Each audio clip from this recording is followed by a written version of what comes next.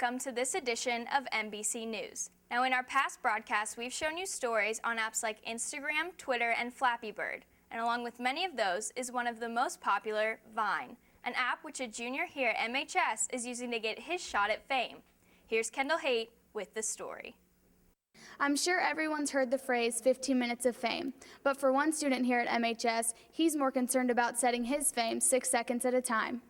Junior Michael Beebe may not have achieved his 15 minutes of fame, but he could be well on his way since he is making a splash on Vine. For those of you who have been in a cave, Vine is an app that allows users to post catchy 6-second videos. I chose Vine to try to become Vine famous because I saw other ordinary people becoming famous and I thought, why couldn't I do that? Why can't it be me? So I tried. I thought that was my best chance at kind of getting recognized for what I do. Michael Beebe isn't making Vines alone. He created the account Weiger Tits Comedy featuring some of his close friends, one of which is junior Michael Carlin. I just do it for the Vine. So, I do it mostly just because I love hanging out with Mike, and every time we're together, we're just doing Vines, coming up with new ideas. I'm not really doing it to be famous, just have fun. Nash Greer, Cameron Dallas, and Matt Espinosa, all names of those who have earned the title Vine famous. Michael might be onto something with this Vine craze. Who knows? He might be the next Vine superstar. I'm Kendall Haight, MBC News. Statistics teacher Stephen Mays has provided his students with a new experiment that's not only educational in the classroom, but in the real world as well. Here's Molly Huff with the story. Stephen Mays is adding a new twist to his stats class this trimester by incorporating real-world problems into a classroom environment. This past fall, I was asked to be a part of a program down at UC called the RET program, where it pairs up engineering students at UC with high school or middle school teachers so that they can come up with a program or a unit that implements engineering and mathematics or science. Stephen Mays explains how he chose this nail gun experiment. I thought that, since we're at school and since there's been way too many school shootings, that would be something that was very relevant to us and would be very interesting for students to help provide a way to help us survive in the event that a bad guy comes into our school. In this test, materials that were used could be found in the ordinary kitchen, which would be equivalent to the average bulletproof vest police would use on the job. The materials that I wanted to use were called non-Newtonian fluids, and they're really cool things. The ones that I created, or the ones that I made and brought into class, were called oobleck, which is just cornstarch and water. And the next one was gummy bear material. So I made sheets of gummy bear stuff, although it wasn't flavored. So people always were asking me, can we taste this? And I said, it'll taste disgusting. It's edible, but you don't want to eat it. And the last one that I provided was silly putty. All of those are non-Newtonian fluids, and what non-Newtonian fluids do is they act like a solid when they're under high impact. This experiment doubles as a real-world situation as well as a mathematics lesson. And then the math side of things, the focus for our statistics class was all about confidence intervals. So throughout this entire unit, we were collecting data, and then from the data that we collected, we applied it to the mathematics, the statistics side of things for this particular topic or unit that we're looking at. Don't take everyday household items for granted. It's the little things, like silly putty, that can help us in the long run. I'm Molly Huff, MBC News. Mason has an array of different clubs, sports, and groups that anyone can join. But for one group in particular, it's all about the guys. Brianne Gibb has the story. The relationships made in your high school years can be some of the most important you ever make. Whether it's being a part of a sports team, music group, or club, we all have our way of creating bonds. MHS teachers Adam Toohey and Michael Planica created a group, Mentoring Mason's Men, that invites males with all different kinds of backgrounds to come together and simply just be guys. We started MMM 5 years ago. We wanted to really get in touch with our students in a different way than just working with them in the classroom. We saw a need to work with them on character things and, being a man, how to talk to somebody, giving a good handshake, talking to a girl, things like that. We wanted to work on that. We wanted to also them to work on, making friends. So we saw the need for the group. We wanted to show them, structured ways to have fun, You can have good, clean fun a lot of different ways, so we decided to create some activities to have with our students. With our group, we really hope to have our boys form some relationships that can take them through the next 4 years. We think that it's a great opportunity for the kids that we work with to come in contact with kids that are involved with sports and other clubs that they may not necessarily make friendships with. So it kind of puts everybody together in one group around something that everybody has fun with. It gives our kids a chance to see that, you know, these wrestlers, these football players, these basketball players that come all have the similar interests. MMM has made a positive impact on its members, including junior Seth Warwick. I think it's really helped me to be more open to kids in my school. I'll see kids walking down the hallway that I've seen from the club, kids that are kind of maybe walking by themselves, maybe like to be alone a little more. And I try to reach out to them, try and say hi, try and talk to them, ask if they're coming to the group next week.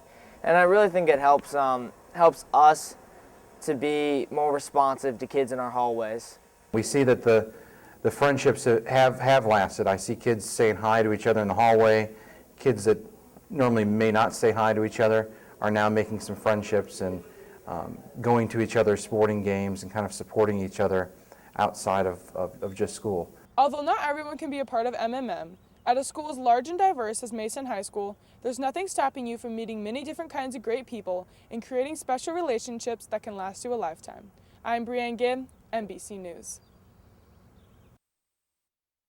With prom tomorrow, the stressful month before has finally ended. But for some girls, it was more stressful than others. Faulty prom dresses leaving girls wondering if their perfect prom night is in jeopardy. Fernanda Hurtado has the story. In the past few months, girls all over the country began their exhaustive search for the perfect prom dress that would stand out. Meanwhile, scammers cashed in on their excitement, selling cheap knockoff designer dresses online, claiming they were the real deal. I ordered it at the end of February, and I was in contact with the person that was making my dress, and it came in super late, like maybe over a month, and she kept telling me that it would come in like 5 days, and I was like, okay, like I'm waiting. And then it came in and it looked nothing like the picture. It was super cheap. All of the material was like falling off. I asked her if I could return it, and she told me I could, and then she was like, I'll give you a refund of $40 when the dress was nowhere near that. It was a lot more.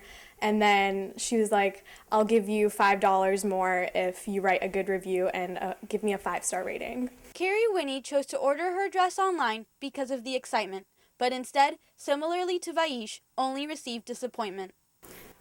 So I ordered a dress online, and when I looked there, I fell in love with it, and when I actually got it, it was nothing like what it looked like on their website, and their website said that it was a really good quality, and it was, I think it said it was one of the top dress websites, and when I got it, it was horrible quality. It looked like a kid made it. I just really don't like trying things on. I think it's a lot easier and it's more exciting to wait for something to come in the mail rather than go, I guess. And when I went shopping, I didn't really find anything that I liked in the stores. According to Gustovo's prom manager, Becca Carpenter, online scamming is such a big problem that there are now officials attempting to shut down these fraudulent sites.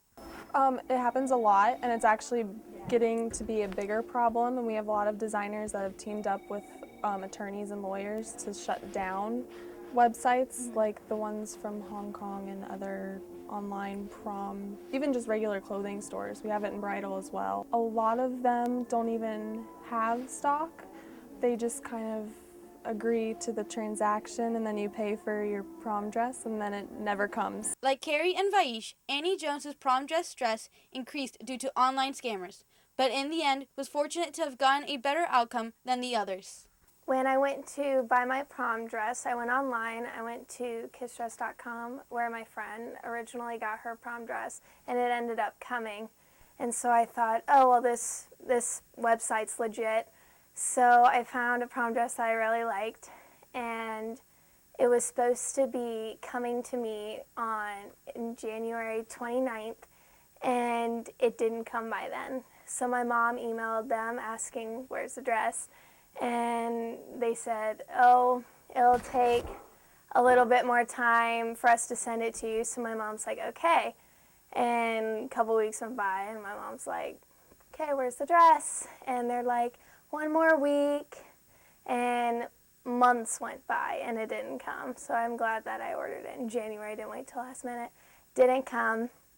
And my mom asked them, and they said, well, you can either refund it or you have to wait a little bit longer. So we decided to get a refund, and they gave us our money back, surprisingly, and I got a different dress from Cote Stovos, actually tried it on, got it there, and a week later, the dress from Kiss Dress came in, and it wasn't from where they originally were. It's from somewhere in China. Girls fall into it because of how our society is today. You online shop and you try to find the best deals for everything, and when girls Google or research dresses, they don't really think about, you know, this might be a scam. We are very trusting, and they just want to find the cheapest price.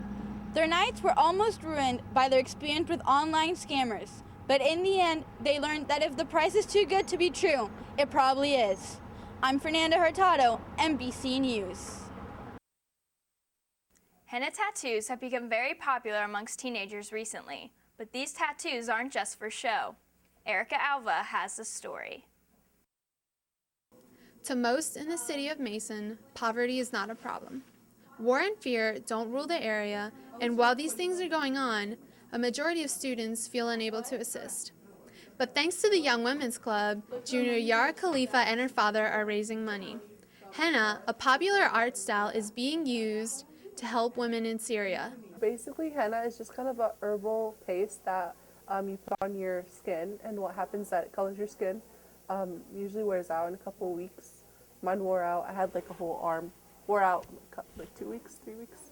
Well, for me, like whenever someone goes to Florida or California or whatever, they usually get a henna tattoo at like Disney World, Disneyland. Kings Island does henna tattoos, so for me it's kind of like a feminine touch. And I thought like with prom coming up, it would be a great fundraising idea. Well, basically we're going through a nonprofit organization that my dad and I started called Rahma International Foundation. And so what we're kind of funneling all the money into UNICEF, and from there we're just going to choose one of the women's shelters or orphanage shelters to give the money to. And it's usually overseas, so we're picking Syria this year.